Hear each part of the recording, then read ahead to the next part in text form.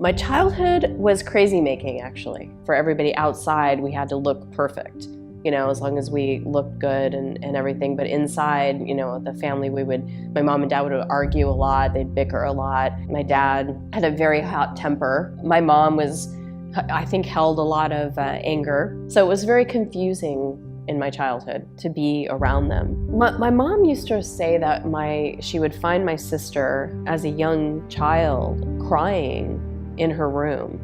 And she would say to her, "Why are you crying?" And she'd say, "I don't know." And she goes, "People don't just cry without a reason to cry." She had a lot of issues. She wasn't happy. And I just don't think she felt good about herself. And she just never had a good self-esteem. I mean, even pictures that I saw of her in high school, she had braces, glasses, she was overweight. And it was during that time where my sister started getting really depressed. She always fought depression. Like my family usually does, we're just gonna ignore it, like nothing happened, and act like everything's fine. But I remember the tension in the house because my mom and dad were really worried. She moved to California. We always had these lovely, in-depth conversations. We would talk hours on the telephone. We were talking a lot about my mom and dad and therapy that she had been going through. And she was just very honest and very real, that she was in a lot of pain. One day she stopped returning my calls when I would page her. She refused to come home for Easter, when she always for sure would come home for Easter and Christmas. So something was going on with her. And so that day I went to a Hallmark store and I found this beautiful card. So I wrote her this card, just poured my heart, about how I loved her and what she meant to me. And so the card was just full of love and pure honesty. She called me up and she said, "Chris," and her voice was just really low. And she goes, "I just want you to know I got your card. And I'm really touched, and I didn't know you felt that way about me. And I didn't know that I had touched your life in this way." And so that conversation, she said, I'm not well, I'm unhappy. And she goes, "Christy, you have no idea how bad it is. You don't understand the severity of this." And I'm terrified. I mean, there's the feeling of helplessness. Like there's nothing I can do. There's nothing I can say that is gonna help her get out of this.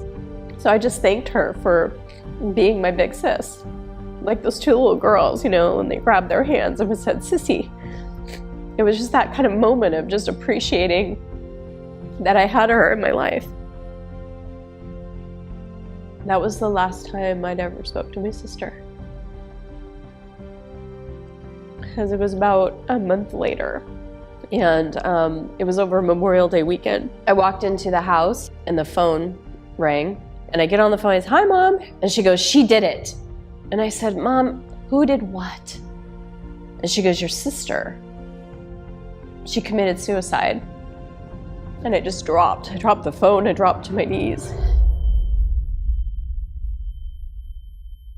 And I was grateful that I wrote her that letter, and that when she took her life, she knew exactly how I felt about her. And that I appreciate her putting me on the path of self-discovery and of healing and all the things that she did for me in my life that were good. Because there was a lot of lessons in all that.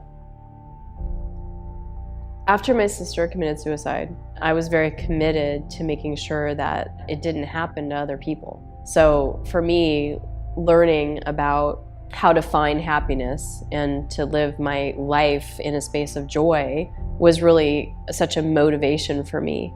And it's still a motivation for what I do today, because when I hear someone that reads one of my books or takes one of my courses and they tell me that it's changed their life and that they were depressed and now that they're living with joy, I feel like I helped my sister in a way too.